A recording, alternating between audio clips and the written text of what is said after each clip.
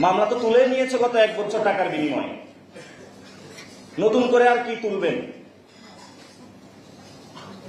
BNP গত 1 বছরে যে মামলা বাণিজ্য করেছে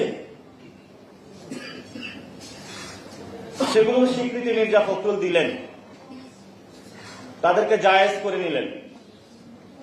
আওয়ামী লীগের যারা রয়েছেন, মন্ত্রী এমপি থেকে শুরু করে সন্ত্রাসী, সকলকে প্রথমে বললেন, তার বিরুদ্ধে যায় বাসায় বললেন তোরে মামলা দিব। বললো ভাই কিছু টাকা দিয়ে দিয়েন না, ঠিক আছে দাও, আগামী ইলেকশনটা ভালো করতে পারবো। তারপর আবার তারা মামলা দিল।